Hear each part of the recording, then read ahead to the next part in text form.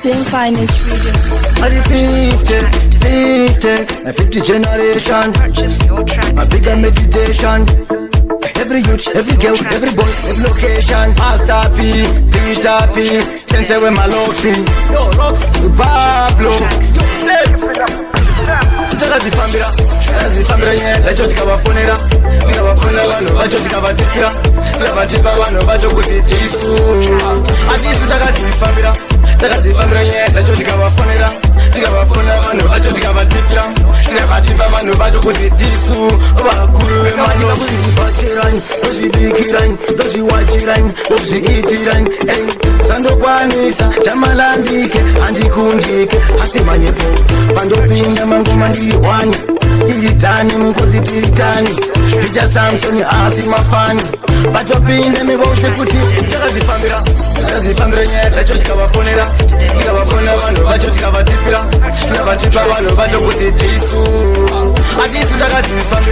takadzifambira nyaya dzacho tikavafonera tikavafona vanhu vacho tikavatipira tikavatipa vanhu vacho kuti tisu vakuru vemalonzi maigimimi uyo campaign mupewo mari mikana kuti pei ndiyepita na problem pano vanodei vauya naseje mikunge kamaidei tisu tiri kudhonza ngoro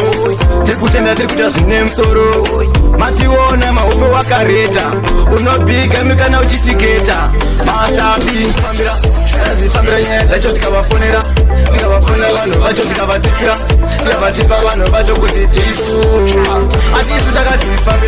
takadzifambira nyaya dzacho tikavafonera tikavafona vanhu vacho tikavatipira tikavatipa vanhu vacho kuti tisu vakuru vemanosi vachirai dozvibikirai dozviwachirai dozviitirai